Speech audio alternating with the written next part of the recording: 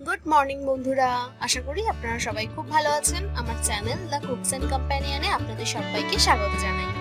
আমার অনেক রান্নায় আপনারা একটা ভাজা মশলা দিতে দেখেছেন। সেই মশলাটা কিন্তু একদমই দোকানের কেনা নয়, পুরোটাই বাড়িতে বানানো।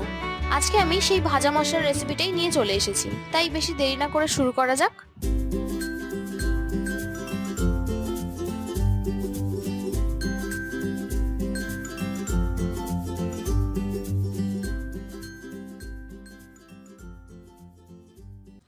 প্রথমে আমি একটা কড়াই ভালো করে গরম করে তাতে দিয়ে দিচ্ছি 50 গ্রাম গোটা ধনে, 50 গ্রাম গোটা জিরে, 50 গ্রাম গোটা মৌরি, 5 থেকে 6টা গোটা শুকনো লঙ্কা, 8 থেকে 10টা গোটা লবঙ্গ, 10 থেকে 12টা গোটা ছোট এলাচ এবং 6 থেকে 7টা তেজপাতা।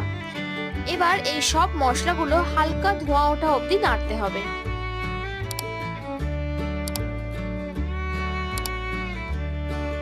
রংটা একটু ধোঁয়া ওঠার সঙ্গে সঙ্গেই পরিবর্তন হবে, তাই ধোঁয়া উঠলেই গ্যাস বন্ধ করে দেবেন।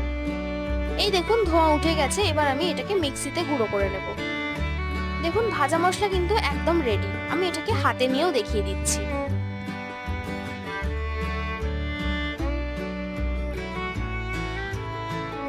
ভিডিওটা কেমন লাগলো অবশ্যই জানাবেন। ভালো লাগলে একটা লাইক, শেয়ার এন্ড সাবস্ক্রাইব করে পাশে থাকা বেল আইকনটা প্রেস করে দেবেন।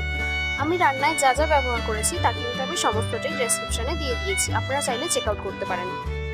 ভালো থাকবেন, দেখা হচ্ছে খুব তাড়াতাড়ি আরও একটি নতুন ভিডিওর সাথে।